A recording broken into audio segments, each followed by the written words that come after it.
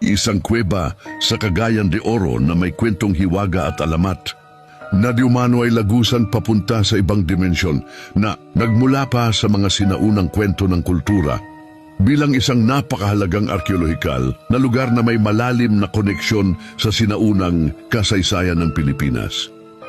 Ang hiwaga ng sinaunang sibilisasyon, ang Huluga Cave kasama ang kalapit na Huluga Open Site, ay itinuturing na isa sa pinakamahalagang prekolonyal na lugar sa Northern Mindanao.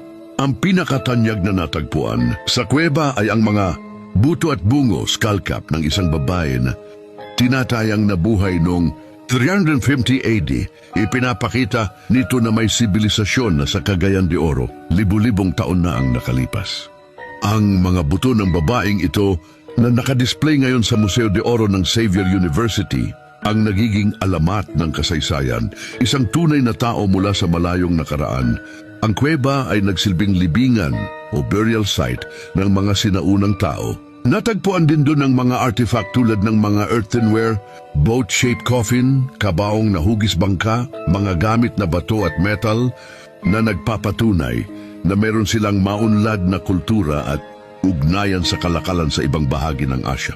Gayunpaman, dahil sa pagiging matandang kuweba, ang mga lokal na paniniwala at folklore ng mga katutubo sa Mindanao, partikular ang mga Higaonon at iba pang tribo sa paligid ng Cagayan de Oro River, ay nagbigay ng mga mitolohikal na interpretasyon sa mga kuweba. Ang kwento ng pinto patungo sa ibang dimensyon, ang ideya ng pinto patungo sa ibang dimensyon ay isang karaniwang tema sa mga sinaunang paniniwala ng mga Pilipino. Sa konteksto ng Hilagang Mindanao, ito'y maaaring maiugnay sa mga tahanan ng mga engkanto at diwata. Sinasabing ang mga nilalang na ito ay nabubuhay sa isang hiwalay na mundo o other dimension na tinatawag na kalibutan o kaharian ng mga espiritu.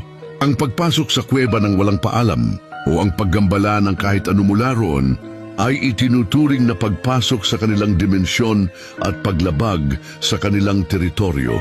Ang paggawa nito ay maaring magresulta sa pagkawala, sakit o sumpa.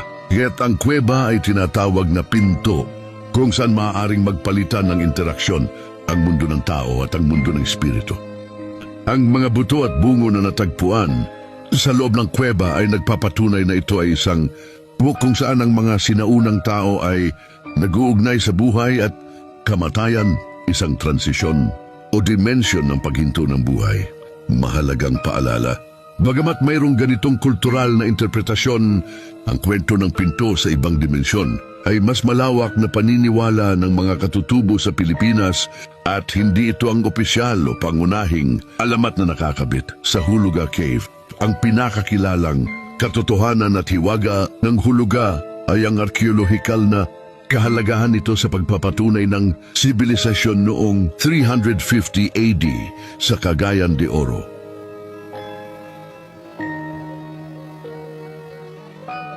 Sa isang bansa sa Timog Amerika, may isang isla na tinatawag na Easter Island, kung saan matatagpuan ang mga higanteng bato na may ukit na mukha ng tao.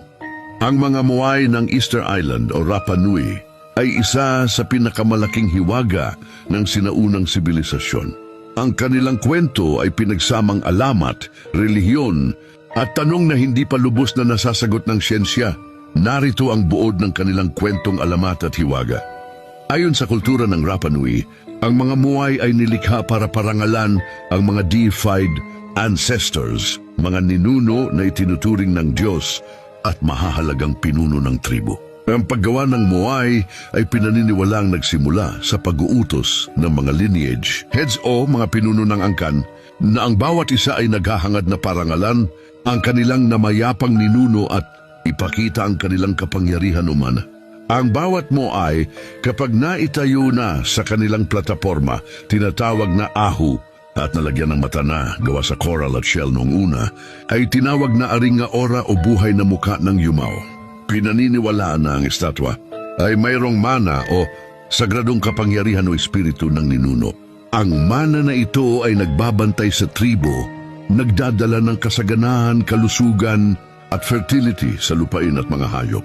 Ito ang dahilan kung bakit nakaharap ang karamihan ng mga Moai palayo sa dagat at patungo sa mga nayon para bantayan ang kanilang mga inapo. Ang mga pulo na kulay pula sa ibabaw ng ulo ng ilang Moai na tinatawag na pukaw ay kumakatawan sa buhok ng pinuno o topknot. Sa tradisyong Polinesiano, ang buhok ay itinuturing na repositoryo o taguan ng mana, kaya mahalaga itong bahagi. Ang pinakamalaking misteryo ay kung paano nailipat ang napakalalaking Moai na ang ilan ay tumitimbang ng 80 tonelada mula sa quarry ng Rano Raraku patungo sa kani-kanilang sa iba't ibang parte ng isla. Ayon sa kwentong bayan ng Rapa Nui, ang mga Moai ay naglakad. May isang alamat na nagsasabing isang babae na may kapangyarihang mana ang nagpagalaw sa mga bato upang dalhin sa kinalalagyan nito ngayon. Ang mga modernong pag-aaral at eksperimento ay nagmumungkahi na posibleng nilakad o kinayod ng mga Rapa Nui ang mga Moai ng patayo. Minumungkahi rin ng mga mananaliksik na ginamit nila ang matitibay na lubid. Ang katawan ng mga Moai ay may bahagyang nakahilig na base at mataas na sentro ng gravity na ginagawang mas madaling i-rock o iugoy at ilakad ang mga ito kaysa hilahin. Iba pang mga hiwaga, ang pagbagsak ng sibilisasyon, kung paano biglaang nagtapos ang paggawa at pagtayo ng Moai ay isa pang hiwaga. At ang mga Moai ay sinadyang ibinagsak sa buong isla noong bandang ika-18 at ika-19 na siglo. Ang karaniwang teorya ay nag-ugat ito sa pagbagsak ng lipunan ng Rapa Nui.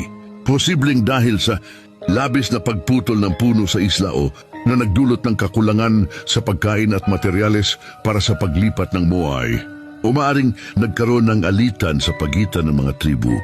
May mga bersyon din ng alamat na nagsasabing nang magalit ang matandang babae o nang masira ang mana ng isang Moai, ang mga estatwa ay bumagsak o sadyang ibinagsak ng mga taga-isla. Ito ay nagbibigay linaw sa kung bakit maraming Moai ang nakita ng mga unang explorer na nakahandusay. Lahat ng misteryong ito ang nagpapatunay na ang Easter Island ay hindi lamang isang lugar ng bato, kundi isang kwento ng isang sibilisasyon na umunlad at pagkatapos ay bumagsak sa kasukdulan ng kanilang kapangyarihan.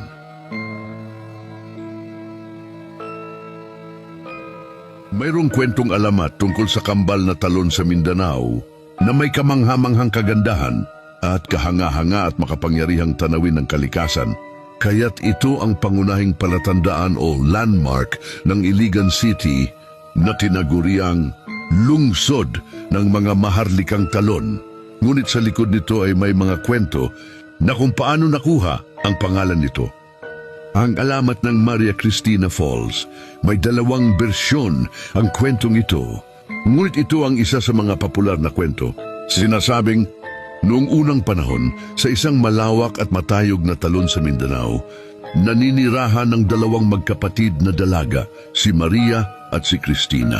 Sila'y kilala hindi lang sa kanilang kagandahan, kundi maging sa tindi ng kanilang pagmamahalan sa isa't isa. Walang lihim sa pagitan nila, at handa silang isakripisyo ang lahat para sa kaligayahan ng bawat isa.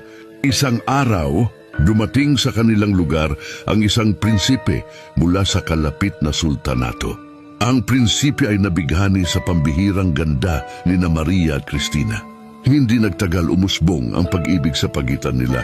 Ang problema, pareho silang umibig sa isang prinsipe at ang prinsipe naman ay nahumaling din sa kagandahan at kabutihan nilang dalawa. Hindi makapagdesisyon ng prinsipe kung sino sa dalawa ang kanyang pakakasalan. Gusto niyang maging masaya si Maria, ngunit ayaw din niyang saktan si Cristina. Habang tumatagal, lalong nalilito ang prinsipe at lalong sumisikip ang dibdib ng magkapatid. Naramdaman ni Maria at Cristina ang bigat ng sitwasyon at ayaw nilang maging dahilan ng kalungkutan ng isa't isa. Isang gabi, lihim na nagtungo si Maria, ang mas bata, sa tuktok ng talon. Sa gitna ng dilim at ng rumaragas ang tubig, ginawa niya ang pinakamabigat na desisyon. Naniniwala siyang kung mawawala siya, magiging malaya na ang kanyang kapatid na si Cristina na mahalin ng prinsipe ng walang pag-aalinlangan o pagsisisi. Kaya walang alinlangang tumalon siya sa malalim na bangin. Kinabukasan, Nang matuklasan ni Christina ang kakilakilabot na sinapit ng minamahal na kapatid, gumuho ang kanyang mundo. Ang sakit at lungkot na naramdaman niya ay hindi matumbasan ng anumang pag-ibig maging sa prinsipe. Para sa kanya walang saysay ang kaligayahan kung wala ang kapatid. Sa parehong lugar kung saan naganap ang trahedya, tinitigan niya ang agos ng talon at sa huling pagpupugay sa kanyang kapatid, tumalon din siya. Nang malaman ng prinsipe ang malungkot na pangyayari, labis siyang nagdalamhati. Nadama niya ang matinding pagsisisi sa kanyang pag-aatubili. Bilang pagpaparangal sa dalawang magkapatid na nagpakita ng tapat na pagmamahalan hanggang kamatayan, inilibing ang kanilang labi sa ilalim ng talon. Mula noon, ipinangalan sa kanila ang talon upang walang sino man ang makakalimot sa kanilang kwento ng sakripisyo. At kaya't ang kahangahangang talon na ito na may magkambal na agos ay tinawag na Maria Cristina Falls. Sa pangkalahatan, ang Maria Cristina Falls ay nagpapaalala sa atin na ang pinakadakilang kagandahan ng talon maaaring mag-ugat sa isang malalim at malungkot na kwento ng pag-ibig, sakripisyo at pagdurusa ng tao. Gusto mo ba ang ganitong mga kwento? Halika at magsubaybay para sa mga kwentong hiwaga, alamat at kababalaghan.